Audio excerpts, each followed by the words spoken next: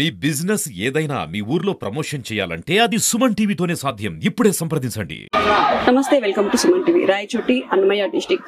ముందు కాలంలో చూసుకున్నట్టయితే మమ్మీ టీచర్స్ కొడుతున్నారు, నేను స్కూల్కి వెళ్ళను అని చెప్పిన పిల్లల్ని మనం చూసుంటాం. ఇప్పుడు తరం ఏమైపోయిందంటే టీచర్స్ ని పిల్లలు కొడుతున్నారు. అటువంటి సిచ్యువేషన్ కి అయితే ఇప్పుడు వచ్చేసినారు పిల్లలు. ఎందుకు అవుతున్నారు ఇలాగా? పేరెంట్స్ అతి గారవం వల్ల పిల్లలు ఇలా తయారవుతున్నారా, లేకుంటే టెక్నాలజీ పెరిగినంత వేగంగా పిల్లలకి సంస్కారం పెరగట్లేదా? అసలు గురువులు అంటే దైవంగా భావించే రోజులు పోయి టీచర్స్ ని కొట్టే అంత ఎదిగారు ఇప్పుడు పిల్లలు. వీటి మీద పిల్లల అభిప్రాయాలు ఏంటని ఒకసారి అడిగి తెలుసుకుందాం. హాయ్, ఎలా ఉన్నారు? బాగున్నారా?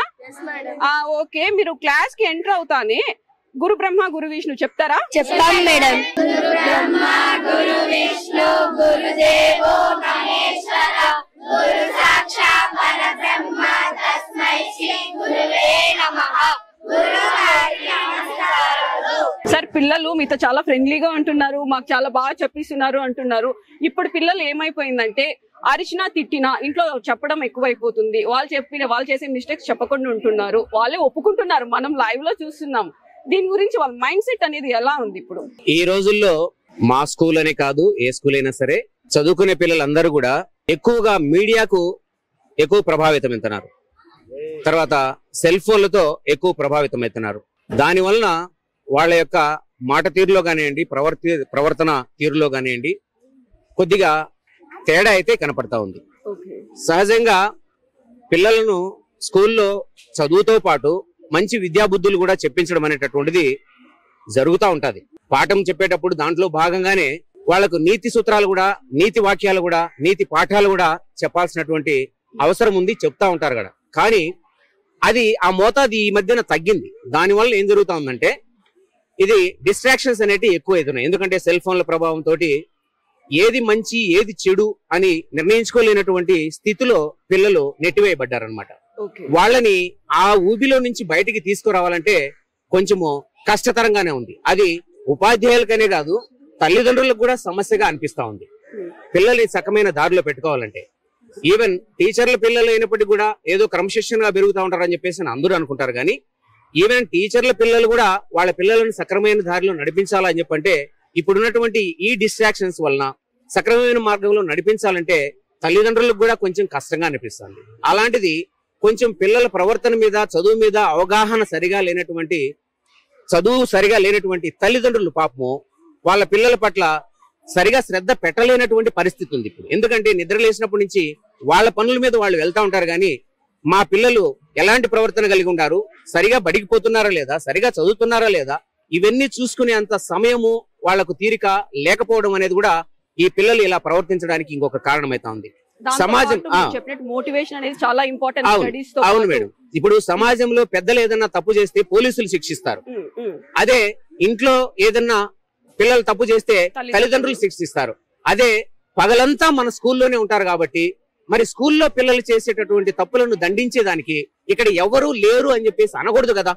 ఒక టీచర్లుగా మేము ఉన్నాం కదా, మరి ఆ బాధ్యత ఎవరు తీసుకోవాలి? టీచర్లు తీసుకోకపోతే పిల్లలు తప్పు చేసినప్పుడు వాళ్ళని సక్రమైన దారిలో పెట్టాలంటే ఏదో ఒక రకంగా మంచి చెప్పో, లేదా నీతి మాటలు చెప్పో, లేదంటే మందలించో వాళ్ళని సక్రమైన దారిలో పెట్టాల్సినటువంటి అవసరం ఉంది.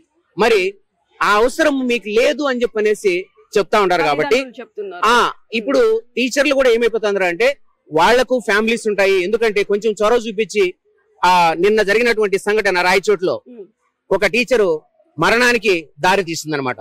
ఆయన ఎలాంటి వ్యక్తి అంటే యాజ్ ఫర్ మైనారిటీస్ కన్సర్న్ సామాజిక స్పృహ కలిగినటువంటి చాలా ద బెస్ట్ టీచర్. ఆయన దారెంబడితే బండిలో పోతా ఉన్నప్పటికీ కూడా తెల్లవారిపోయేటప్పుడు స్ట్రీట్ లైట్స్ వెలుగుతా ఉంటే ఆయనకు మనసు నచ్చదు.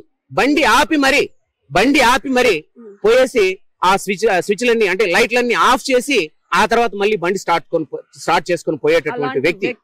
అలాంటి వ్యక్తిని ఈ రోజు సమాజం ఇంత ఘోరంగా ఇక్కడ లేకుండా చేసిందని చెప్పంటే నిజంగానే అది పెద్ద వ్యక్తులు చేయలేదు, చిన్నపిల్లల చేతుల్లో ఆ విధంగా జరిగి అంత మంచి వ్యక్తి వెళ్ళిపోయినాడంటే సమాజంలో నిజంగా విలువలనేటి పతనం అయిపోతున్నాయని చెప్పనే దానికి ఇది ఒక పెద్ద తార్కాణం. దీనిలో తల్లిదండ్రుల ప్రోత్సాహము, అతి గారాభం ఎక్కువ ఉందంటారు. ఎస్ మేడం, తప్పకుండా ఇది కూడా ఉంటుంది. ఎందుకంటే తల్లిదండ్రులు పిల్లల్ని చూసుకోలేని స్థితి ఒకటైతే, తల్లిదండ్రుల పైన విపరీతమైనటువంటి మమకారంతో తల్లిదండ్రుల ప్రేమ పిల్లలకు శాపంగా పరిణమిస్తుంది మేడం ఈ కాలం. మరి జరగకూడదు అంటే దీంట్లో మీ పాత్ర మెయిన్ ఇంపార్టెంట్. ఖచ్చితంగా మేడం, తల్లిదండ్రులు కూడా మార్పు రావాలి. ఖచ్చితంగా మేడం. ఎందుకంటే సమాజము అంటే పిల్లవాడు ఎదుగుదలకు వాని నైతికాభివృద్ధికి ఒక పాఠశాల ఒకటే పూర్తి బాధ్యత తీసుకోవాలని చెప్పానంటే అది నా ఉద్దేశం ప్రకారం అది కొంతవరకు మాత్రమే మేడం. ఖచ్చితంగా తల్లిదండ్రుల బాధ్యత కూడా ఇందులో ఉండాలి. ఎందుకంటే పిల్లవాడు పాఠశాలలో ఉండేటటువంటి పరిస్థితులను గమనించడం కంటే కూడా ముందుగానే సమాజంలో ఉండే పరిస్థితిని, వాళ్ళ ఇంటి చుట్టుపక్కల ఉండే పరిస్థితులను, ముఖ్యంగా వాళ్ళ ఇంట్లో అమ్మా నాన్నల మధ్యన సఖ్యత ఏ విధంగా ఉంది, వాళ్ళ ప్రవర్తన ఎలా ఉంది, మాట తీరు ఎలా ఉంది, వాళ్ళ బిహేవియర్ ఎలా ఉంది, ఇవన్నీ గమనిస్తూ ఉంటాడు. కాబట్టి ఇవన్నీ పిల్లవాని యొక్క ప్రవర్తన పైన చాలా ప్రభావం చూపిస్తున్నాయి. ఆ ప్రభావం వల్లనే పిల్లలు కూడా ఈ విధంగా ప్రవర్తిస్తున్నారు. నిజంగా పిల్లల తప్పైతే లేదు కానీ వాళ్ళను ఆ స్థితికి తీసుకొచ్చేదానికి మనం ఈ విధంగా అట్మాస్ఫియర్ ఎక్కువగా ప్రభావితం చేస్తుందని చెప్పేసి నా అభిప్రాయం మేడం. చాలా బాగా చెప్పారు. పిల్లలకి మీ నుంచి ఇంకా చాలా వరకు నేర్పిస్తారని కూడా మేము ఆశిస్తున్నాం. ఖచ్చితంగా మేడం, మా శాయశక్తులా మేము బిడ్డల్ని మా బిడ్డల కంటే మంచిగా భావించి వాళ్ళకి మంచి విద్యాబుద్ధులు నేర్పించి అందరూ సక్రమంగా ఉండాలి, అందరూ బాగుపడాలనేసి మా తాపత్రయం మేము చేస్తున్నాం మేడం. సార్ ఎలా ఉన్నారు? చాలా బాగున్నామ్మా. మీరంతా బాగున్నారా? అంతా బాగున్నాము.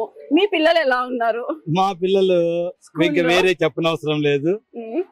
ఇది పూర్తిగా ఒక పండుగ వాతావరణం. మాకు ప్రతిరోజు పండగ అన్నట్లు మేము పాఠశాలకు వస్తే మాకు ప్రతిరోజు ఒక పండగ వాతావరణం ఉంటుంది మా పిల్లలతో. మేము పాటలు చెప్పడంలో గాని పిల్లల్ని ఆడించుకోవడంలో గాని మేము చాలా ఎంజాయ్ చేస్తాము. మాకు అసలు పొద్దున 8 కంతా పాఠశాలకు వస్తే ఈవినింగ్ 4:30 ఎట్లా అవుతుందో మాకే తెలియదు.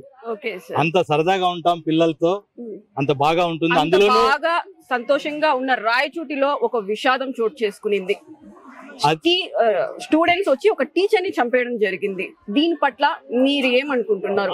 పిల్లలు పెంపకం పెరిగారు, అట్మాస్ఫియర్ లో పెరిగారు అంటారా, లేకుంటే వాళ్ళ మైండ్ సెట్ ఎలా ఉందంటారు? దీని గురించి మీ అభిప్రాయం? మొదటిగా ఇలా జరగడం చాలా బాధాకరం అండి. చాలా. అది కూడా ఒక ఉపాధ్యాయుడు పిల్లల చేతిలో చనిపోవడం అనేది వినడానికే చాలా కష్టంగా ఉంది. మేమందరం కూడా చాలా బాధపడ్డాము, భయపడ్డాము కూడా. విద్యాబుద్ధులు నేర్పి చక్కగా పాఠాలు చెప్పి పిల్లల బంగారు భవిష్యత్తుకు బాటలు వేసే ఒక ముఖ్య సూత్రధారి ఉపాధ్యాయుడు. అటువంటి ఉపాధ్యాయుడే పిల్లల చేతిలో చనిపోవడం అనేది మా ఉపాధ్యాయులం ఎవరు కూడా జీర్ణించుకోలేకపోతున్నాము. ఇది మొత్తం ఉపాధ్యాయ లోకానికే తీరని నష్టము. ఈ వార్త అనేది ఎప్పుడు కూడా మమ్మల్ని వెంటాడుతూనే ఉంటుంది. మాకు చాలా కలత చెందినాము. మరి ప్రస్తుత సమాజంలో ఈ గ్లోబలైజేషన్ వల్ల, ఈ మార్పు వల్ల విపరీతమైన పోకడలు, తల్లిదండ్రులు ఎంతవరకు పిల్లలను స్కూల్లో చేర్పించడం వరకే వాళ్ళ బాధ్యత అనుకుంటున్నారు. స్కూల్లో ఉన్నంత వరకు మా బాధ్యత పిల్లల్ని క్రమశిక్షణలో పెట్టడంలో కానీ అవి ఇవి చూసుకోవడంలో కానీ, ఒకసారి ఇంటికి వెళ్ళిన తర్వాత పూర్తిగా ఆ బాధ్యత అంతా తల్లిదండ్రుల మీద ఉంటుంది. పూర్తిగా వాళ్ళు పిల్లల క్రమశిక్షణలో కానీ వాళ్ళు హోంవర్క్స్ చేస్తున్నారా, ఇంకేం చేస్తున్నారు, చెడు సవాసాలకు ఏమైనా అలవాటు పడ్డారా, ఇవన్నీ కూడా వాళ్ళు ఒక కంట కనిపెట్టుకొని ఉండాల్సిన బాధ్యత ఉంది. కానీ చాలా మంది తల్లిదండ్రులు పట్టించుకోవడం లేదు, పిల్లలు ఏం చేస్తున్నారో కూడా ఆలోచించడం లేదు, వాళ్ళు పాఠశాలలకు కూడా రావడం లేదు. ఉపాధ్యాయులతో రావాలి, చర్చించాలి, వాళ్ళ పిల్లల ప్రోగ్రెస్ ఎలా ఉందో తెలుసుకోవాలి. అది చదువులో కావచ్చు, క్రమశిక్షణలో కావచ్చు, నిరంతరం ఒక కంట వాళ్ళని కనిపెట్టుకొని ఉంటేనే మాత్రం మనం పిల్లల్ని సరైన మార్గంలో నడిపించే అవకాశం ఉంటుంది. లేదంటే మీరు చెప్పినట్లు మొన్న రాయచోటిలో జరిగిన తప్పిదాలే కాదు, ఇంకా ఘోరాలు జరుగుతాయనడంలో వేరే ఇదే లేదు. అలాంటివి జరగడంలో ఇలాంటివి అవన్నీ కూడా పిల్లల క్రమశిక్షణలో లేకపోవడం అనేది ముఖ్య కారణమవుతుంది. నమస్కారం. ఎలా ఉన్నారు? బాగున్నామండి. బాగున్నారా? బాగున్నాము. సార్, మీ పిల్లలంతా ఎలా చదువుతున్నారు? పిల్లల చదువు విషయంలో మీరు అడిగిన ప్రశ్న చాలా ఆలోచించి జవాబు చెప్పాల్సి వస్తుంది. ఎందుకు అలా అంటున్నామంటే ఎక్కడ పోటీతత్వం ఎక్కడుందండి? చాలా వరకు ఈ విద్యా వ్యవస్థలో ఇప్పుడు వచ్చిన పెనుమార్పు ఏమంటే పోటీతత్వం లేకపోవడం. అంటే గత 10 లేదా 15 సంవత్సరాల ముందుకు ఈనాటికి ఈ పోటీతత్వం చాలా మృగ్యమైపోయింది. 10 సంవత్సరాల ముందు నేను ఒక పాఠశాలలో పనిచేస్తుంటే ప్రతిరోజు నేను ఒక రెఫరెన్స్ తీసుకోవాల్సి వచ్చేది. ఎక్కడ అంటే నాకు చేతనైనంతగా ఒక పుస్తకాల్లో కానీ వేరే వాళ్ళని అడిగి తెలుసుకోవడంలో కానీ బీ ఓపెన్. మా అబ్బాయిని అడిగే నేను రెఫరెన్స్ తీసుకుంటూ ఉన్నాను. మా అబ్బాయి ఐఐటి స్టూడెంట్. ప్రతిరోజు వీళ్ళు అడిగే ప్రశ్నలకు వీళ్ళు అడిగే లాజికల్ ప్రశ్నలు అనొద్దండి, లాజిక్ అన్నమాట. ఒక జామెట్రీ టీచ్ చేస్తుంటే వాళ్ళు అడిగే లాజిక్ కు మురిసిపోతాను అనమాట నేనే.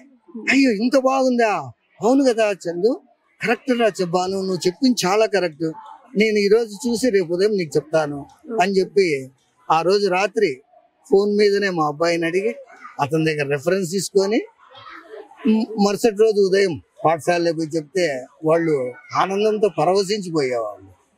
అంటే విద్యను ఆస్వాదిస్తూ ఉన్నారు ఆ టైంలో. ఆస్వాదించే కాలం నుంచి ఈ రోజు ఇంత నిర్లక్ష్య స్థాయికి చేరిందని మాకైతే చాలా వేదనగా ఉండాలి. సార్ నమస్తే. నమస్తే మేడం. సార్ ఎలా ఉన్నారు? బాగున్నాను మేడం. బాగున్నారా? డాక్టర్ గానీ, లాయర్ గానీ, పోలీస్ గానీ, ఒక సాఫ్ట్వేర్ ఇంజనీర్ అవ్వాలంటే ముఖ్యంగా ఉపాధ్యాయుడు దగ్గర శిక్షణ పొందిన తర్వాతే ఇవన్నీ అవ్వడం జరుగుతుంది. అలాంటి ఉపాధ్యాయుడిని పిల్లలు చంపేశారు అంటే అసలు ఆ మాట చెప్పడానికి కూడా నాకు నోరు రావట్లేదు. చాలా బాధాకరమైన సంఘటన. ఈ విషయం రాష్ట్ర వ్యాప్తంగా బాగా సంచలనం రేకెత్తింది. అయినప్పటికీ ఇలా జరగడానికి ముఖ్యమైన కారణం ఏమంటే పిల్లల్లో ఈ మధ్య ఇటీవల వాళ్ళ ప్రవర్తన సరిగ్గా లేకపోవడం, వాళ్ళు చెడు అలవాట్లకు బానిసలు కావడం, గుట్కాలు, చిన్న వయసు డ్రగ్స్ ఆ విధంగా కావడం వల్ల దాదాపు 6వ తరగతి నుంచి మొదలెట్టారు ఈ మధ్య కాలంలో. 6వ క్లాస్ నుంచి మరి చిన్న పిల్లలు కదా ఉంటారు 6వ క్లాస్ నుంచి స్మోకింగ్ చేయడము చాలా వచ్చినాయి కూడా వాటి పేరెంట్స్ కూడా చెప్తూ వెళ్దాం మేము. అయినా కూడా పేరెంట్స్ వైపు నుంచి కూడా పెద్దగా రెస్పాన్స్ రావడం లే. ఇట్లా దురలవాట్లు కూడా లోనైన వాళ్ళ పిల్లలు మనం ఏదైనా కొట్టి ఏదైనా దండిస్తే వాళ్ళు మా పిల్లలకి ఎందుకు కొట్టినారు అని వాళ్ళ నుంచి మళ్ళీ వాళ్ళు కేసు పెడతాం, మేము పోలీస్ కంప్లైంట్ చేస్తాం అనేది రిటర్న్. ఆ విధంగా చేయడం వల్ల మనలో కూడా ఇంకా నిర్లక్ష్యం, మేము కూడా ఎందుకు చేయాలి ఇలా చేయడం వల్ల మనం కూడా వాళ్ళ వల్ల మనం ఎందుకో పేపర్కి ఎక్కాలా, లేదా సస్పెండ్ కావాలా, లేదా కేసు ఇవన్నీ ఎందుకు మనకని మనం కూడా చూసి చూడండి పోవాల్సి వస్తుంది ఇటీవల కాలంలో. 6th క్లాస్ అంటే ఎంత ఉండొచ్చు సార్ వయసు? అంటే మన 6th క్లాస్ అంటే 6 years, 12 years, 11+. ఆ ఏజ్ కి అలవాటు పడడానికి ఇంట్లో పేరెంట్స్ ఏమైనా చేస్తే చూసి పేరెంట్స్ చూడటము, పేరెంట్స్ చూసి సమాజంలో వాళ్ళ సహవాసాలు ఆ విధంగా కదా మేడం. ప్రతి 100 మందికి కనీసం 20 మందికి అటువంటి దురలవాట్లు ఉన్నాయి. ప్రతి 100 మంది పిల్లల్లో 20 మందికి ఉన్నాయి కనీసం. ఇంకా వాళ్ళు ఒకరి నుంచి ఒకరికి, ఇంకా ఆ పిల్లోడు వాడు ఇంకో పిల్లోడికి అట్లా విధంగా వచ్చేసి ప్రతి అలవాట్లు ఉండే దురలవాట్లు. దీని వల్ల పిల్లలు చాలా చెడిపోతున్నారు. నిన్న మేడం నిన్న ఇన్సిడెంట్ జరిగింది కదా, నిజాజ్ అహ్మద్ అతన్ని చంపేస్తారు కదా, అతను వాళ్ళు వచ్చేసి రోజు వచ్చేసి డ్రగ్స్ వాడతారట ఆ పిల్లలు. ఆ స్కూల్లో దాదాపు 50% డ్రగ్స్ వాడేవాళ్ళే. ఆ డ్రగ్స్ వాడడం వల్ల వాళ్ళు వాళ్ళ మైండ్ వచ్చేసి ఇంకా చెడు అలవాటు, చెడు ఆలోచనలు, ఎదుటి వాళ్ళని ఎదురించడము, ఉపాధ్యాయుడు అనేటటువంటి గౌరవం లేకపోవడము, వాళ్ళ తల్లిదండ్రులు కూడా ఆ విధంగా తీర్చిదిద్దినారు వాళ్ళు. ఇంకా కొన్ని ఆరోపణలు కూడా వింటున్నాము, ఆ సార్ ని క్రికెట్ బ్యాట్ లతో కొట్టారు. ఆ క్రికెట్ బ్యాట్ లో కాదు మనం చేతి కడియం వేసుకుంటారు కదా, ఆ కడియం వేసుకుని మన ఛాతి మీద బాగా గుద్దినారు 3 చోట్ల. ఆ ఛాతి మీద గుద్దినటువంటి గుర్తులు కూడా ఉన్నాయి. తర్వాత వీటి మీద బూట్కాలు తన్నారు, ఆ తన్నినటువంటి బూట్కాలు గుర్తులు కూడా ఉన్నాయి. నేను చూసాను మేడం వెళ్ళి. అంటే చాలా అన్యాయంగా కొట్టారు.